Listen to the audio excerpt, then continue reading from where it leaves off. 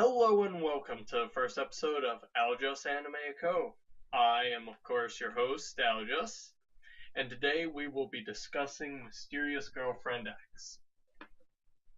Now, before we dive into this one, we should probably lay some ground rules at being the first episode and all that. Number one, there will be things in this review considered spoilers, thus if you're those who like to go into content completely spoiler-free, go check this out. It's an anime I recommend. Though be forewarned, it's a really weird one. Number two, this is meant to be a discussion of ideas and concepts within the anime. Because of this, we totally welcome discussion and comments, just trying to keep it civil. We are, after all fellow human beings here. Unless, of course, you're some kind of genetically altered, cybernetically enhanced super hamster. In which case, I just have one thing to say to you. Please come back, Franklin. We miss you. I promise you can have access to a Netflix account again. Just please come back. Number three. We will not be touching on the manga here except for, side notes and stuff. We're mostly focusing on the anime. Manga, right over there. Really good. Great stuff. Not part of this. Now that we got that out of the way, let the broadcast begin. Mysterious Girlfriend X is an anime originally released in 2012 based upon the manga by Raichi Ushibe. If I mispronounce that, I apologize now. Pronunciation's not really my thing. So, series follows a young man named Akira Tsubaki, an average high school student. Wait a minute. That can't be right. As everyone knows, anime takes place in the eternal realm of middle school or junior high. This is phenomenal. Groundbreaking. Extraordinary. Only one episode, we've escaped the trope of middle school. This is gonna be good. So, continuing as we were, one day a new girl transfers into Tsubaki's school, one Mikoto Urabe. Said new girl ends up sitting next to Tsubaki and seems to want nothing to do with the rest of her class. She quickly establishes herself as the weird girl, sleeping during lunch instead of eating and socializing with the other girls, and laughing out loud and falling over during class due to personal reasons.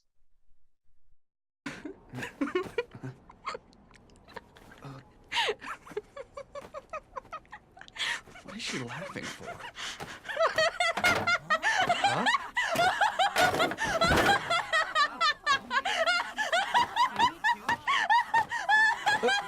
What? Yeah, it's a little weird. From this point on, Tsubaki has decided to have nothing to do with this girl, as until one day, Tsubaki has to return to the classroom after classes have ended. It's there he finds a sleeping Urabe.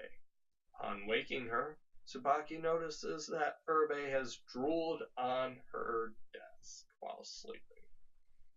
After she leaves, the image of the drool seems to resonate with a dream he's had the night before, so being the adventurous young man he is, he sticks his finger into it and tastes it.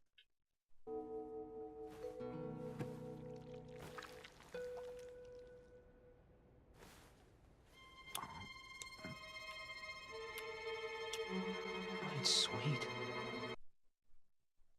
Yeah, I mentioned this anime is weird, right? So, moving right along, about a week later, Tsubaki collapses while running track, as you do.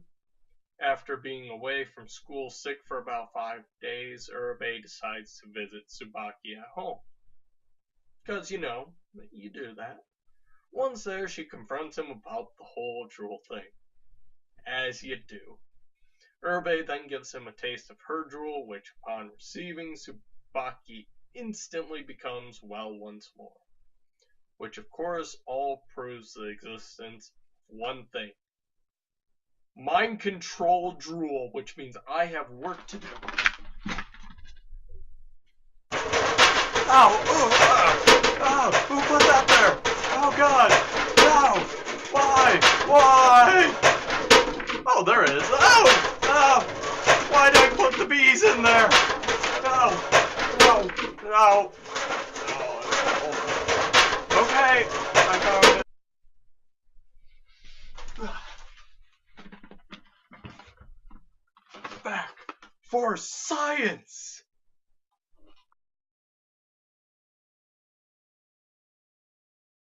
No, in actuality, after laughing at him, Herbe reveals that he suffered withdrawal-like symptoms, not due to some strange drug or bacteria, but love sickness. Ugh, so unsciency. Yes, Tsubaki has been crushing on Herbe this whole time. His inability to be with her has caused this condition. So the episode continues on with Herbe and Tsubaki walking home from school together. Then each day before parting ways, Herbe gives Tsubaki a taste of her saliva. All this while still being good friends. After this goes on for a while, Tsubaki decides to finally confess his feelings for Herbe and ask her to become his girlfriend, which Herbe stops him. Nope. Says if he wants her to confess, she will hear him out, but she wants the confession to be unique, something that is only theirs. Tsubaki is dumbstruck by this, only to then be struck by inspiration. Brilliant! Takes out a photo of his old crush, showing it to Herbe, because, girls dig that. And explains how he would look at it every single day. Just, check it out. But since meeting her, he has not looked at it even once. He then proceeds to tear it up, throw it to the wind, and declares he needs it no more because he has her. To which he then explodes with drool, a happy reaction for her apparently, and they begin dating. This is all just the first episode. The rest of the season proceeds in similarly weird and awkward fashion, following their evolving relationship, all its ups and downs. That's what makes this series brilliant! Well, wait, you're saying to yourself. What's so great about awkward teens and their weird-ass relationship? Well, let me ask you this. What was your first crush like? Your first time asking someone out? Your first relationship? It wasn't perfect, was it? It was weird and awkward, not quite knowing what to say or do. Well, that's what this guy right here captures perfectly. Those awkward questions and conversations you had with your friend and family about what you do in a relationship. They're right there. Right there. For instance, in the second episode, Tsubaki asks his best friend, what is the first step in a relationship? Keep in mind, his best friend is also supposed to be single, thus any wisdom he imparts is really just rumors and guesswork. The usual stuff that kinda just happens to get around the school. Another is when it is revealed by Herbe why she broke out laughing in class. She starts a conversation off by asking Tsubaki if he's a virgin. Just come right out and say that. Not weird at all. Tsubaki becomes very flustered, as you do, but he answers, yeah, I'm a virgin. Herbe then goes on to explain that during class, she had heard a voice whisper to her that that right there is the man she would have her first time with, in reference to Tsubaki. The idea that her first time was to be with such an ordinary looking guy caused Urabe to break out and literally fall to the ground, rolling on the ground, laughing. Awkward. With all these types of moments, with the center anime being drool, can't be labeled anything but strange and awkward. So it's an anime that perfectly encapsulates that really awkward bit of life when you had your first maybe teenage romance. Is that enough to call it brilliant? No, not really. But that's not all it does. Take, for instance, a drool, which is used to create an atmosphere of weirdness within the anime, which is important. And we'll get into explaining that, but that's not all it does. See, the drool acts as a physical representation of the bonds these two share. Yes, it's weird, but as Urabe likes to say, drool is the bond that you and I share, okay? See, within the show, Urabe and Tsubaki are able to share thoughts and emotions and even physical experiences through this.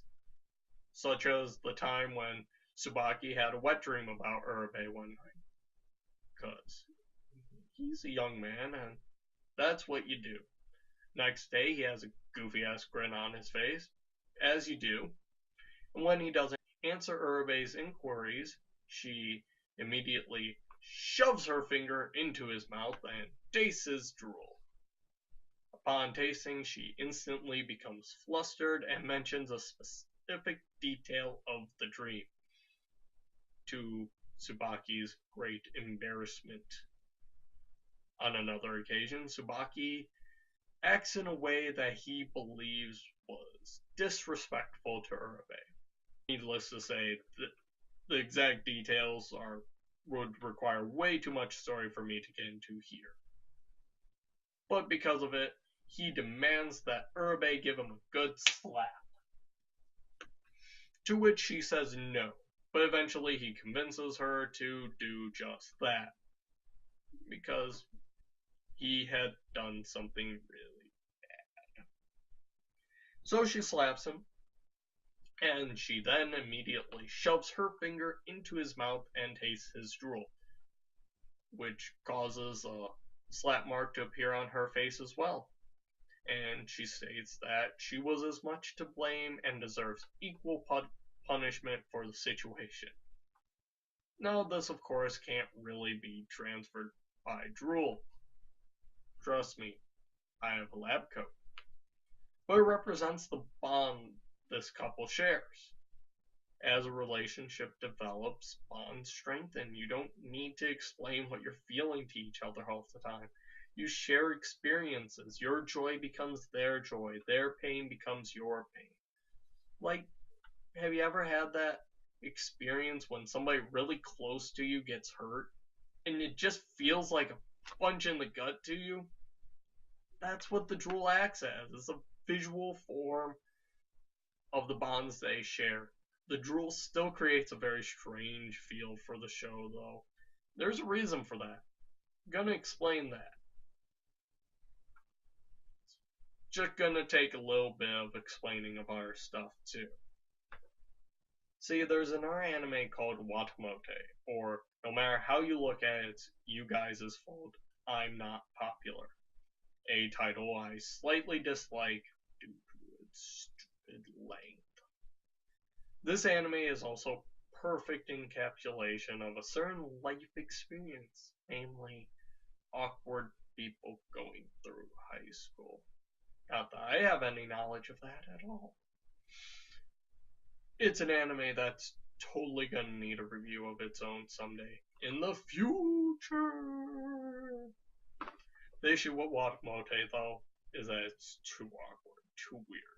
All to the point of cringe-inducing.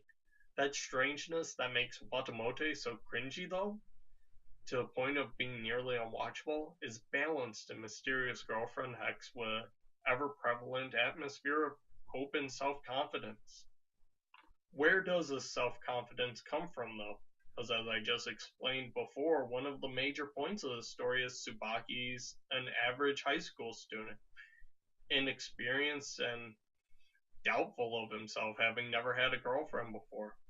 Well, it's Urabe, of course. She too is inexperienced like Tsubaki, but whereas Tsubaki is unsure of himself, Urabe is decisive.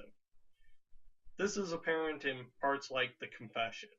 It took Tsubaki a while to figure out his feelings and finally confess to Urabe. Urabe, though, is able to answer instantly, knowing what she wanted, in the fact of demanding an unordinary confession. Heck, she was even the one who called him out on his crush when she went to visit him in the first place. Urabe's confidence even manifests itself physically in her hobby. In the second episode, Tsubaki is trying to get closer to Urabe, as you do. During this time, he asks her about her hobbies, and he finds out about her panty scissors. Yeah, this anime is weird. These are a pair of scissors she keeps tucked away in her panties and can whip out to do, well, just watch. Here I go. What are you doing?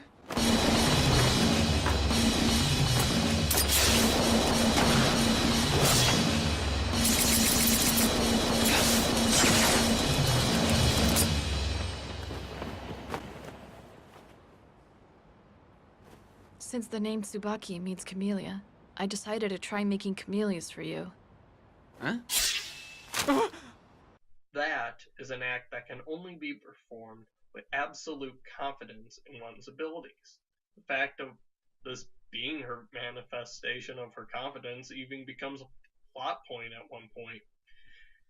During an episode, without going into too much detail, because you don't need to get bogged down with that, she has issues concerning her feelings. During her meeting with Tsubaki, the panty scissors get whipped out, as they do, and her perfect aim is ever so slightly off, resulting in Tsubaki getting cut ever so slightly.